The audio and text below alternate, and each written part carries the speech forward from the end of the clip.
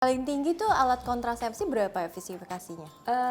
Baik pil KB, suntik, IUD itu selama dijalankan dengan benar, selama pemasangannya tepat, penggunaannya baik, 99-98% efektif. Pil KB ini kan isinya hormon untuk mencegah masa subur, tapi dia kan levelnya rendah. Jadi ketika lupa 1 hari atau lupa 1 hari masih oke. Cuma kalau udah lupa 2 hari, lupa 3 hari, hormon dalam tubuh ini terlanjur naik, nggak bisa lagi disupresi oleh pil KB.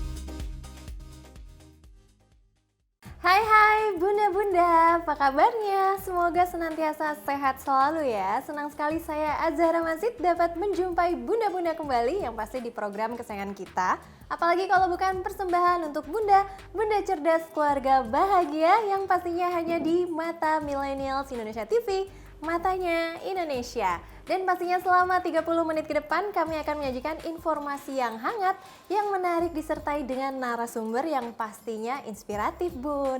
Dan bunda-bunda, pada episode kali ini kami akan membahas mengenai memilih kontrasepsi yang tepat untuk keluarga sehat. Dan ternyata alat kontrasepsi ini penting banget untuk membangun keluarga yang sehat pastinya.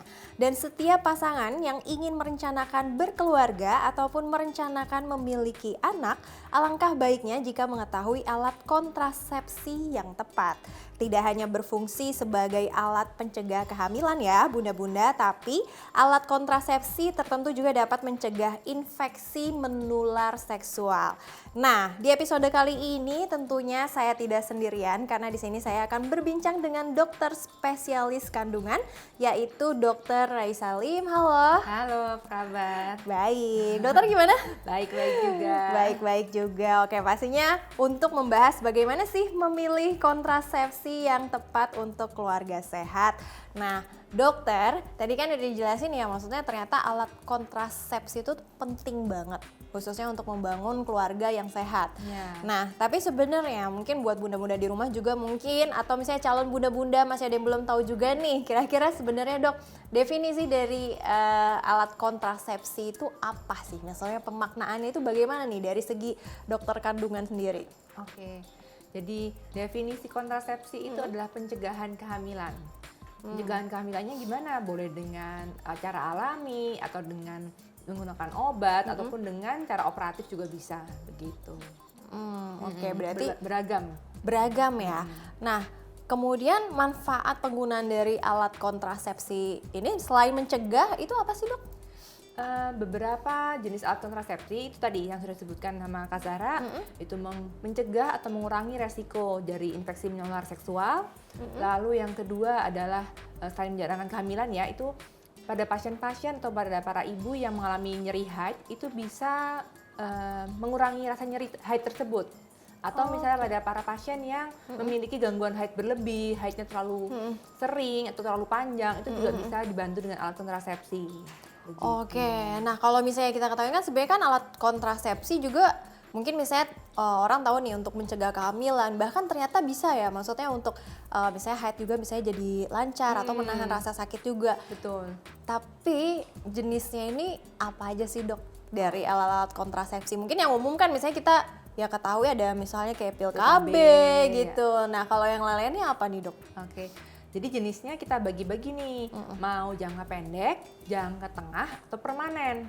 Sama misalnya atau KB darurat yang tadi misalnya tidak sedang KB tapi berhubungan terus takut hamil itu juga ada. Jadi kalau misalnya kita bahas dari yang pendek dulu nih, yang KB darurat ya, itu ada 2 jenis. Jadi yang pertama bisa menggunakan pil darurat, itu harus dikonsumsi dalam waktu kurang dari 72 jam sejak berhubungan ya. Jadi misalnya berhubungannya multiple, 72 jam dari hubungan yang pertama begitu.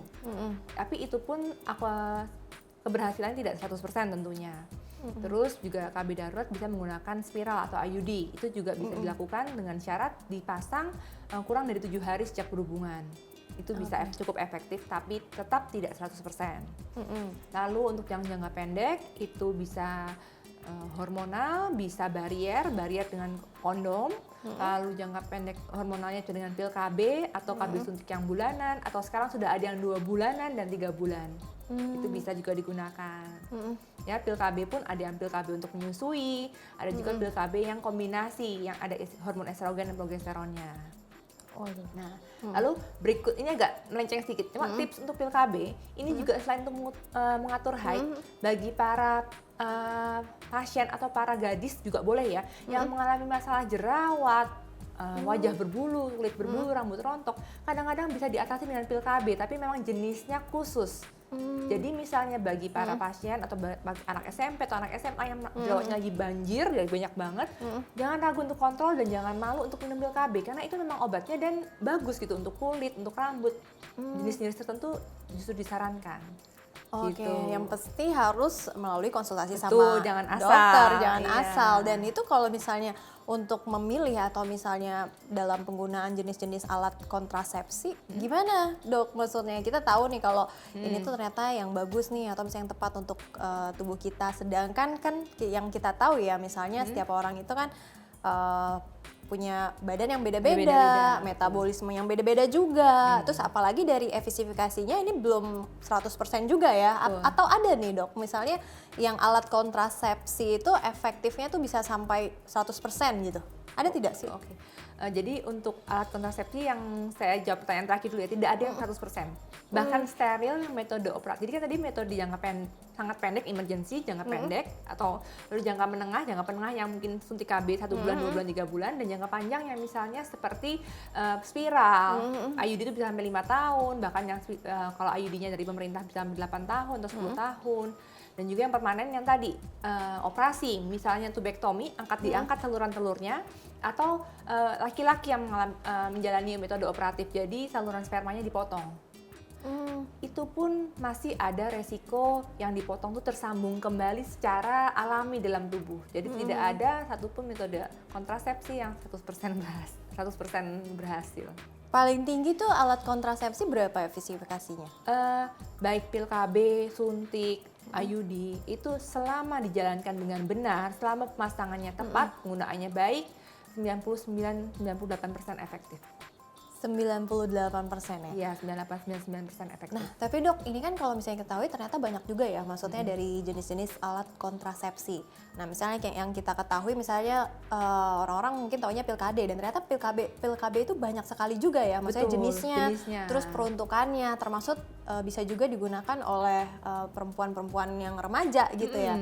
Nah, kalau misalnya kayak tadi dokter sebutkan misalnya seperti spiral ataupun IUD, nah itu bagaimana proses pemasangannya atau segala macam? Karena kan mungkin sebagian bunda-bunda juga taunya ketika misalnya menggunakan alat kontrasepsi ya udah yang gampang aja deh, yang simple aja, tanpa tahu misalnya ternyata bunda itu kurang tepat nih bagi bunda gitu.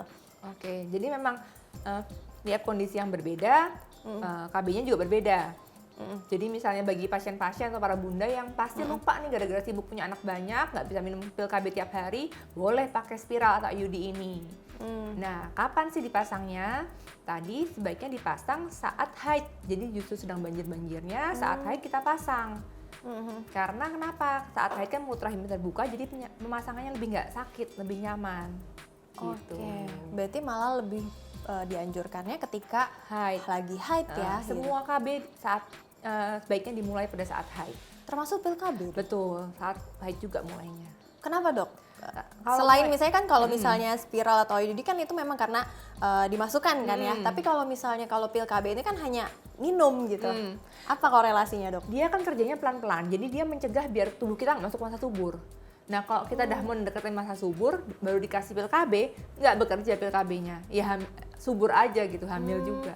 Karena kan mungkin sebagian bunda-bunda juga taunya ya ketika misalnya mau mencegah, apalagi misalnya ketika lagi berhubungan, minumnya di saat itu juga gitu ya. Nah, itu yang pil KB darurat. Oke, ada lagi ya Ada ternyata. lagi yang tadi Oke. emergency darurat, emergency pil KB, emergency KB. Perbedaan dari kandungannya tersendiri itu bagaimana dok? Misalnya apakah memang seefektif itu? Misalnya tadi kan bilang pil KB darurat, oh bisa diminum misalnya ketika Kurang dari 72 jam ya. Kurang dari ya. Nah itu kandungannya apa yang bisa menyebabkan misalnya pil KB satu dengan yang lainnya itu berbeda-beda, dan berarti kan tujuan dan fungsinya juga berbeda-beda dok. Nah, itu bisa dijelaskan secara lebih rinci tidak sih kepada bunda-bunda, biar bunda-bunda paham nih, jangan asal milih gitu, yang penting pil KB udah ini untuk mencegah gitu. Tapi ini agak panjang ya. Jadi Ya, kita nggak mulai apa-apa. dari yang yang darurat dulu. Jadi kalau yang darurat itu kita berikan isinya pil KB itu kalau nggak hormon estrogen, hormon progesteron, itu yang pil KB hormonnya. Tapi kalau misalnya pada yang darurat itu kita incar tuh yang progesteron. Fungsinya bukan untuk mencegah masa subur, tapi fungsinya untuk ketika sudah pembuahan, bayinya nggak bisa nempel di rahim. Jadi kita memberikan pil KB darurat tuh agar mengganggu reseptivitas rahimnya. Kalau ada bayi atau embrio mau nempel tuh nggak bisa nempel, jadi rontok. Oke. Begitu. Nah, ini untuk melanjutkan lagi nanti yang akan dijelaskan oleh dokter, kita akan lanjut di segmen berikutnya ya dok ya. Oke, ya. Jadi jangan kemana-mana, tetap di Persembahan untuk Bunda.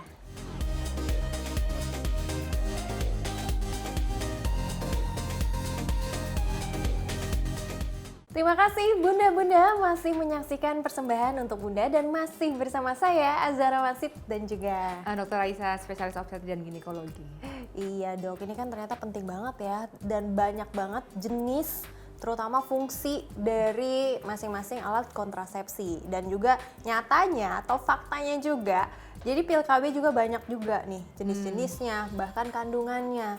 Nah tadi kan sama dokter juga udah dijelaskan sedikit tentang misalnya yang tadi ya androgen, kemudian nah itu bagaimana misalnya kandungan dari pil KB satu sama lain ini berbeda dan fungsinya itu seperti apa sih dok? Iya. Biar bunda-bunda juga di rumah tepat nih dalam pemilihannya. Selain itu juga bunda-bunda juga jadi paham nih, nggak asal beli. Ya, jadi tadi yang kan sudah kita bahas yang pil KB atau KB yang emergency, yang ketika pasien atau pasangan tuh berhubungan namun belum pakai KB ingin mencegah kehamilan. Lalu selanjutnya yang jangka pendek. Jadi jangka pendek tuh ada pil KB, ada KB suntik 1 bulan, ataupun ada kondom. Jadi misalnya atau kalender juga boleh ya. Kalau kondom itu kan fungsi lainnya adalah mencegah infeksi menular seksual. Jadi misalnya pada untuk khususnya para pria yang memang sering berganti-ganti pasangan, emang disarankan menggunakan kondom karena untuk mencegah adanya penularan infeksi. Lalu yang kedua untuk pil KB itu bagus juga misalnya digunakan pada pasien yang bisa mengkonsumsi obat-obatan dengan teratur. Ini pil KB nggak boleh hari ini minum, besok lupa, besoknya lupa. Begitu lupa 2 hari dianggap batal bulan itu. Jadi bulan itu harus ada KB cadangan lainnya. Jadi ini harus benar-benar diminum oleh para bunda yang bisa taat. Bahkan untuk pil KB yang komponennya 1 atau pil KB untuk ASI itu harus sama jam peminamannya setiap hari. Jadi kalau hari ini minum pagi, besok minum sore, pil KB-nya juga udah nggak efektif. Itu sebabnya tadi pil KB tidak ada yang 100%. Karena kalau ada human error, minumnya nggak tepat, jamnya lupa-lupa, ya nggak akan efektif, bahkan tahu-tahu hamil nanti, gitu. Berarti harus continue juga ya. Betul. Dan bahkan mudah-mudah juga harus kalenderin mungkin ya. Harus dibikin reminder. notes ya. Reminder misalnya harus minum Jamnya misalnya sama. jamnya yang sama. Oh jamnya juga berarti harus sama gitu, bukan kalau bisa. harinya saja. Iya betul, kan tiap hari minum tapi jamnya kok bisa pagi ya pagi terus, jangan pagi siang malam gitu. Dan kenapa tadi dokter bisa bilang kalau misalnya ketika udah berhenti nih atau kelupaan nih misalnya hari ini itu bisa batal nih, harus punya alat kontrasepsi cadangan yang lain. Kenapa bisa seperti itu dok? Pil KB ini kan isinya hormon untuk mencegah masa subur, tapi dia kan levelnya rendah. Jadi ketika lupa 1 hari atau lupa 1 hari masih oke. Cuma kalau udah lupa 2 hari, lupa 3 hari, hormon dalam tubuh ini terlanjur naik, nggak bisa lagi disupresi oleh pil KB. Akhirnya subur-subur aja. Gitu. Akhirnya sia-sia juga ya, Sia-sia malah juga. yang tadinya ingin mencegah kehamilan malah totonya jadi hamil. Cuman karena kelupaan doang Kelupaan ya. 2 hari pun minum pil KB. bisa gagal. Oke, selanjutnya kalau untuk yang jangka panjangnya gimana dok? Oke, yang jangka panjang, tadi yang jangka pendek jangan lupa ya, bermasalah dengan jerawat atau masalah rambut boleh coba. Lalu untuk jangka menengah dan jangka panjang, jangka menengah misalnya KB suntik 3 bulan. Itu ada bagusnya, misalnya pada pasien-pasien yang punya masalah haidnya banyak atau haidnya nyeri karena ada kistanya atau semacamnya. Boleh coba pil KB, suntik KB yang 3 bulan. Karena pada suntik KB 3 bulan, Bunda tidak akan haid lagi. Jadi nggak nyeri haid, nggak banjir lagi. Ini salah satu keuntungannya. Dan juga suntik KB ini boleh untuk para bunda yang sedang memberikan ASI. Karena tidak mengganggu produksi ASI. Oke, berarti sekarang juga ibaratnya aman juga ya, dok. Nah, Betul. kalau untuk yang jangka panjang tadi kan kalau jangka menengahnya itu adalah 3 bulan 3 ya, bulan. jangka waktu untuk misalnya suntik hormonnya. Gitu. Nah, tapi kalau untuk jangka panjangnya dok? Jangka panjang itu juga ada beberapa jenis, yang salah satunya IUD atau spiral, itu ditanamkan alat dalam rahim. Memasang dan menyopotnya sangat mudah kok, jadi tidak usah khawatir. Lalu itu bekerja dengan cara menyebabkan peradangan steril di rahim. Jadi ketika sperma masuk, dia susah masuk dalam rahim, atau ketika udah masuk dan sudah terjadi pembuahan, dia susah menempel karena rahimnya lagi radang. Gitu. Nah, tapi mungkin bagi sebagian bunda-bunda atau banyak bunda-bunda juga yang merasa takut nih dok, misalnya kalau menggunakan IUD ataupun spiral, biasanya jadi mereka lebih memilih alternatifnya misalnya entah suntik hormon ataupun pil KB, biasanya seperti itu kan. Nah, apakah tidak mengganggu proses ketika misalnya lagi berhubungan ketika menggunakan spiral atau IUD tersebut dok? Oke. Jadi jenis spiral kan juga bermacam-macam. Ada yang benangnya halus, ada yang benangnya lebih kaku. Benangnya itu bisa dipotong kok. Misalnya suaminya merasa terganggu karena terkena merasakan benang IUD-nya, benang IUD bisa dipotong atau justru bisa dipanjangkan sehingga bisa lemas dan tidak mengganggu berhubungan. Tapi spiral ini perlu diperhatikan bagi para pasien yang selama ini haidnya nyeri atau haidnya banyak. Karena ketika penggunaan spiral pasti akan terjadi perdarahan berlebih karena spiralnya itu sendiri. Jadi yang haidnya normal aja pasang spiral jadi panjang, apalagi kalau udah haidnya banyak pakai spiral itu bisa keluar sespiral-spiralnya dengan darah, gitu. Jadi harus perhatikan. Nah, tapi ketika proses pemasangannya tersebut mengganggu nggak sih, misalnya untuk bunda-bunda di rumah khususnya, apakah sakit atau seperti apa gitu dok? Seperti kram kayak mau haid. Tapi keuntungan spiral, kalau misalnya tadi pil KB kan baru setelah diminum mungkin 2-3 hari atau kadang seminggu baru bekerja. Tapi kalau spiral ini setelah dipasang bisa langsung bekerja, efektivitasnya langsung berjalan untuk mencegah kehamilan. Dan sebenarnya itu mungkin lebih cocok yang untuk bunda-bunda yang mungkin nggak bisa taat nih ya. Betul. Misalnya menggunakan pil KB atau mungkin kan tadi kan jangka waktunya bisa sampai 2 tahun ya. Spiral ini ada 2 jenis, ada yang dengan hormon dan tanpa hormon. Yang dengan hormon 3 tahun dan itu yang dengan hormon ditujukan pada pasien-pasien yang ada gangguan haid, tapi ingin pasang spiral boleh dengan hormon, karena itu jadi tidak haid dan tidak nyeri lagi. Tapi kalau yang spiral biasa, yang harganya lebih ekonomis, itu menyebabkan perdarahan. Dan itu bisa sampai 5 bahkan 8 tahun. 5-8 tahun. Nah, Jadi itu enak mungkin sekali. cocok, apalagi mungkin banyak pasangan-pasangan sekarang yang ingin menunda kehamilan kan seperti itu. Mungkin karena masalah faktor ekonomi seperti itu, atau misalnya belum siap nih kalau punya anak lagi, punya anak 1 juga misalnya udah ribet gitu. Banyak faktor misalnya untuk mengurus anak 1 gitu. Nah, itu mungkin lebih cocok ya. Bahkan sampai 8 tahun. Tapi itu perlu adanya kontrol gitu nggak sih dok? Atau perlu ada misalnya penggantian walaupun misalnya masanya 8 tahun. Misalnya kasarnya nih, misalnya kalau kita ke bengkel nih kan, misalnya untuk servis mobil gitu kan, itu harus terus di maintenance gitu kan supaya kondisi mobilnya tuh bagus. Nah, sedangkan ini ketika misalnya memang jangka waktunya sampai 8 tahun, nah itu bagaimana? Apakah perlu di maintenance juga kah atau tidak? Jadi setelah pemasangan, biasanya 3 bulan pertama kan yang paling banyak-banyaknya darah keluar, paling banyak-banyaknya perdarahan, mens di luar siklus, itu 3 bulan pertama harus dikontrol. Jadi dipastikan IUD ini nggak melorot atau nggak keluar. Karena kadang-kadang bisa lepas, kadang-kadang bisa lepas sendiri. 3 bulan, 6 bulan, lalu setahun sekali cukup. Oke, Kita cukup USG aja. setahun sekali di USG ya dok ya? Betul. Oke, berarti memang tidak perlu adanya penggantian ya, kecuali kalau lepas mungkin ya? Melorot atau lepas harus diganti. Atau misalnya sudah habis masa pakainya tadi 5 tahun atau 8 tahun harus diganti, tergantung jenisnya. Oke, dan itu udah sangat efektif juga ya Iya. kalau misalnya menggunakan IUD IUD. atau spiral. Nah, Dok, berarti kan sebenarnya kalau misalnya dari dokter sendiri, seberapa penting nih alat kontrasepsi untuk membangun keluarga yang sehat tuh? Oh ya, ini merupakan salah satu kunci ya menurut saya. Soalnya kalau misalnya tidak menggunakan alat kontrasepsi, itu suatu keluarga kan bisa, istrinya bisa hamil setiap tahun. Kalau setiap tahun hamil, bagaimana kualitas hidup anaknya? ASI aja mungkin belum 2 tahun, baru 1 tahun, berarti kan 1 tahun hamil, berarti baru berapa bulan udah hamil lagi. Nanti kualitas ASINya berkurang, atau misalnya kontraksi-kontraksi ASINya harus di stop. Jadi kan kualitas anaknya kurang oke, terus kehamilannya juga mungkin terganggu, beban ekonomi keluarga juga naik, jadi kan kurang optimum semuanya ya. Oke, berarti penting juga. Penting Cuman sekali. itu balik lagi, yang penting harus ada jangka waktunya nih ketika habis ngelahirin gitu, jangan terlalu dekat ya, karena kan itu juga mungkin resikonya juga kepada ibu-ibunya atau kepada bunda-bundanya juga ya, Dok ya. Misalnya kan kalau misalnya emang apalagi yang lahirannya sesar gitu kan. Ya, dijarakin lah 2 tahun ya. Iya. Jangan Itu kan buru-buru. harus waspada juga, karena kan sekarang juga banyak juga, Dok, yang misalnya terkadang misalnya ketika sudah menggunakan alat kontrasepsi, Dok, tapi kenapa masih bisa jebol juga asalnya, masih bisa hamil juga. Nah, itu Oke. apa yang mendasari ketika sudah menggunakan alat kontrasepsi tapi ternyata tidak seefektif itu gitu. Oke, ya. Jadi misalnya penggunaan dari yang pendek dulu ya, misalnya penggunaan kondom. Kadang-kadang kondom bocor. Atau misalnya tidak bisa menggunakan cara kondom yang baik, itu juga mengganggu. Terus yang nomor 2, pil KB. Pil KB lupa, ya hamil juga. Atau misalnya IUD tadi, atau suntik dulu. Suntik lupa jadwal suntik tuh sering sekali. Akhirnya gagal.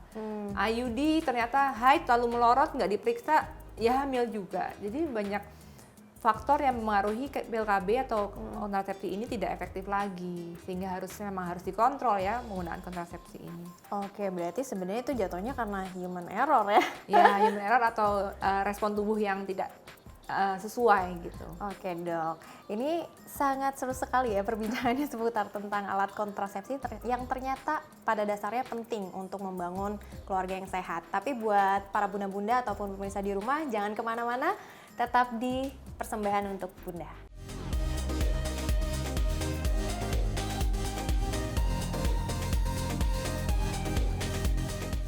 Terima kasih Bunda-Bunda masih setia di program kesayangan kita, yakni Persembahan untuk Bunda, dan masih bersama saya Azahra Masid dan juga Dokter Aisyah. Iya, Dok, ini ternyata penting sekali ya, misalnya untuk menggunakan alat kontrasepsi selain untuk mencegah kehamilan, ditambah ternyata banyak keuntungannya juga dari menggunakan pil KB, apalagi ternyata bisa digunakan oleh para remaja ataupun perempuan-perempuan yang memiliki masalah keluhan kulit ya, betul. seperti itu.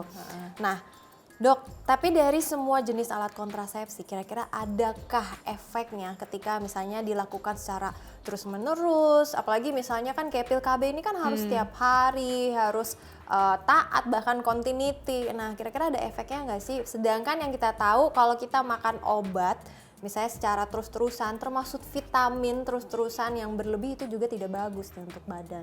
Oke, betul sekali ya. Jadi kalau misalnya tadi yang pil KB, jadi KB baik yang hormonal maupun non hormonal ada efek sampingnya. Untuk yang hormonal tentu pasien-pasien yang memiliki misalnya riwayat keluarga dengan kanker payudara atau kanker rahim, atau misalnya pasien dengan gangguan darah atau gangguan jantung, itu harus dikontrol. Jangan sampai ada efek samping karena hormonal yang timbul dan tidak disadari. Jadi memang pasien-pasien dengan riwayat keluarga keganasan payudara ataupun rahim tidak disarankan menggunakan pil KB hormonal atau KB hormonal lainnya. Gitu. Disarankan misalnya pakai IUD atau steril sekalian. Lalu misalnya ingin punya anak lagi. Jadi, Dok, nanti habis minum pil KB mau hamil susah lagi. Beberapa pasien, beberapa orang memang terlambat masa suburnya datang lagi, tapi itu hanya kurang dari 5%. Rata-rata kesuburan kembali begitu selesai KB dilepas, langsung kembali. Oke. Gitu. Lalu kalau misalnya tadi yang KB non hormonal seperti IUD, itu tidak ada efek samping jangka panjangnya. Jadi misalnya jangka pendek tidak ada masalah perdarahan, berarti pasien itu cocok dengan IUD, tidak ada efek samping jangka panjangnya, justru lebih baik asal pasien cocok dan taat kontrol. Jangan sampai IUD-nya sudah melorot tidak ketahuan. Oke, berarti tetap harus bundanya juga harus lihat-lihat juga nih. Iya, lihat-lihat kondisi tubuhnya cocok atau tidak gitu. Tapi ya dok, ya kan kalau misalnya kita ngeliat nih dari segitu banyak jenis alat kontrasepsi, ternyata memang banyak digunakan oleh perempuan. Mungkin kecuali menggunakan kondom ya, itu untuk laki-laki. Atau kan misalnya kayak pil KB, misalnya suntik hormon, itu bisa digunakan oleh laki-laki juga kah? Enggak, itu khusus untuk wanita, untuk ibu para bundanya. Oke, nggak bisa untuk laki-lakinya juga ya? yang Atau laki- mungkin ada obat lain gitu, misalnya untuk membantu misalnya pasangannya juga supaya tidak bisa membuahi, atau misalnya untuk mencegah gitu?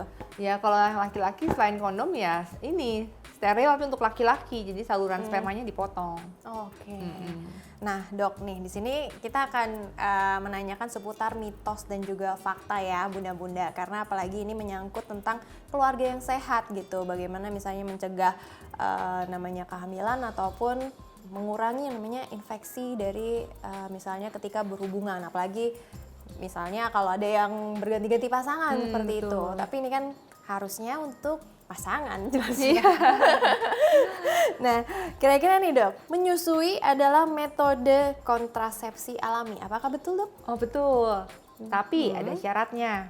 Yang pertama, menyusuinya masih harus eksklusif, jadi selama 5 atau 6 bulan pertama kehidupan bayi, bundanya menyusui 8 kali sehari, setiap 3 jam dan teratur, dan bayinya hanya menerima ASI saja, itu bisa jadikan KB. Tapi apabila salah satu syarat ini tidak terpenuhi, misalnya bundanya juga sudah haid, atau misalnya bayinya udah makan tambahan, sudah tidak bisa lagi jadi KB. Oke, berarti bener ya, misalnya kalau kata orang tua dulu ya, ada langkah baiknya juga, bahkan menurut riset juga memang bunda-bunda tuh harus menyusui ya selama 2 tahun gitu ya. 2 tahun bagus tuh udah juga. paling maksimal, jadi bagus untuk anaknya juga, anak yang mendapatkan segala kebutuhan gizi yang tepat gitu. Selain untuk tumbuh kembang anak, dan yang kedua bagusnya juga untuk bunda juga, dan ternyata ini untuk alat kontrasepsi alami loh bunda-bunda. Iya betul, selama 6 bulan pertama ya, 6 bulan pertama kehidupan bayi. Oke, nah selanjutnya nih dok, penggunaan alat kontrasepsi bisa mempengaruhi kesuburan di masa depan. Oke, beberapa kasus terjadi keterlambatan masa subur, misalnya pada pasien-pasien yang pakai KB suntik 3 bulan atau pil KB, tapi rata-rata kesuburan kembali dalam waktu begitu KB dilepas atau maksimal 3-6 bulan setelahnya. Oke. Jadi nggak usah dikhawatirkan ya, nggak ada yang permanen, nggak ada yang jangka panjang. Berarti itu jatuhnya mitos atau fakta? Itu mitos. Mitos ya. Dan selanjutnya kontrasepsi hanya dibutuhkan perempuan hingga berusia 35 tahun dok. Oke, jangan ya, itu mitos ya. Mitos ya. Iya. Nah, bisa dijelasin nggak dok? Jadi selama seorang wanita masih haid, masih bisa hamil. Mau umur 45 tahun pun selama masih haid teratur, berhubungan teratur, masih memiliki kemungkinan untuk hamil. Jadi jangan pernah melepas KB di usia 43 tahun misalnya, tahu-tahu nanti 44 tahun hamil. Repot kita semua ya. Oke, kecuali kalau misalnya memang wanitanya sudah menopause. Nah itu berbeda lagi ya bunda-bunda. Dan kemudian ada lagi nih dok, morning pill bisa digunakan untuk menggugurkan kandungan. Morning after pill atau kalau di KB kontrasepsi darurat tidak bisa menggugurkan kandungan, tapi bisa mencegah kehamilan selama waktunya tepat. Jadi, tapi tidak bisa menggugurkan kandungan. Jadi kalau sudah terjadi kehamilan, minum morning after pill, mau minum 10 bungkus juga nggak hamil-hamil aja gitu. Oke, apalagi kan tadi yang diketahui ya bunda-bunda, kalau misalnya kata dokter Aisyah nih, kalau misalnya untuk pil KD juga memang harus diminumnya bahkan sebelum berhubungan, bahkan dari haid juga ya. Iya betul. Nah itu untuk mencegah, apalagi kalau misalnya bukan pil KB darurat gitu, itu kan harus continue ya dok ya sebelumnya. Nah selanjutnya penggunaan kontrasepsi harus sesuai jadwal agar efektif. Nah ini tadi udah dijelaskan ya dok ya, mungkin disounding kembali. Ya, Kenapa ini dok alasannya? Fakta betul ya, karena pil KB itu hanya khususnya pil KB ya. Pil KB itu hanya bekerja dalam tubuh sekitar 24 sampai 72 jam. Jadi ketika ada keterlambatan minum pil KB dosis berikutnya, maka kesuburan bisa kembali. Jadi pil KB-nya dianggap gagal dan pasien bisa hamil begitu. Oke, nah selanjutnya tidak perlu pakai kontrasepsi jika berhubungan intim hanya sekali, Dok. Sekali berhubungan pun bisa terjadi kehamilan. Jadi tidak ada alasan, lu kan baru sekali. Tidak boleh ya, itu bisa hamil tetap saja. Tetap saja ya. Tetap saja. Bisa memungkinkan. Betul. Nah, Dok, pil KB bikin gemuk itu mitos atau fakta? Pil KB ataupun misalnya penggunaan alat kontrasepsi, karena kan katanya orang, wah biasanya nih kalau udah ngeliat ibu-ibu misalnya atau Gemuk, bunda-bunda gitu. yang udah ngelahirin, udah hamil, kemudian juga menunda anak, kelihatan gemuk tuh katanya pasti pil KB ya, Oke. atau enggak pasti suntik hormon ya, itu ada pengaruhnya nggak sih? Itu mitos. Tapi ada tapinya. Memang betul KB suntik 3 bulan itu ada efek samping retensi cairan. Jadi mungkin ibu-ibu akan merasa begah, kembung atau badannya sedikit merasa bengkak, tapi tidak menyebabkan kegendutan. Ketika ibu-ibu setelah suntik KB lalu naik berat badannya itu karena mungkin pola makan dan pola aktivitas yang perlu diatur kembali. Oke, mungkin karena bunda-bunda suka nyemil kayaknya. Suka makan gitu kan ketika habis ngelahirin atau Iya, misalnya udah lapar keburu kan? capek gitu kan. Jadinya begah karena terbiasa lamban kan aktivitasnya ketika hamil. Jadi ketika mau melakukan aktivitas yang banyak gitu jadi kayak males juga nih. Akhirnya nggak gerak badannya. Nah, sekarang nih yang terakhir nih Dok, tips dari dokter untuk penggunaan alat kontrasepsi khususnya. Oke. Sebelum penggunaan alat kontrasepsi, pastikan konsultasi terlebih dahulu baik pada dokter kandungan maupun pada bidan untuk menentukan alat kontrasepsi yang paling cocok, paling tepat untuk para bunda sekalian. Lalu dalam penggunaannya, pastikan penggunaannya teratur dan tahu kapan harus kontrol kembali untuk menjaga efektivitasnya tetap baik. Oke, nah itu dia ya Bun ya. Ingat ya, jangan salah pilih alat kontrasepsi. Dan ada baiknya juga nih, Bunda juga misalnya sama pasangan jangan asal beli. Yang jelas harus konsultasi dulu nih sama dokter karena memang ada beberapa yang memang tidak dijual di luaran ya Dok ya. Betul. Pastinya hanya ada di tempat-tempat yang memang seperti di dokter kandungan, itu pasti sudah terjamin keamanannya dan juga pasti berefeknya juga bagus buat bunda-bunda. Tapi nggak berasa ya, bunda-bunda di rumah dan juga dokter, kita sudah di penghujung acara, artinya kita harus pamit nih sebentar Oke. lagi. Terima kasih dokter sudah datang. Terima kasih juga sudah Iya, diajak. dan pastinya sangat bermanfaat sekali nih untuk bunda-bunda di rumah. Ya sekian ya bunda-bunda di rumah, jangan lupa tadi kesimpulan dari dokter untuk memilih alat kontrasepsi yang tepat dan juga yang baik untuk bisa membangun keluarga yang sehat. Dan bunda-bunda di rumah jangan lupa untuk saksikan terus persembahan untuk bunda yang pastinya hanya di Mata Millennials Indonesia TV. Saya Zahra Masid bersama dengan Dokter Aisyah. kami pamit undur diri dan bye-bye.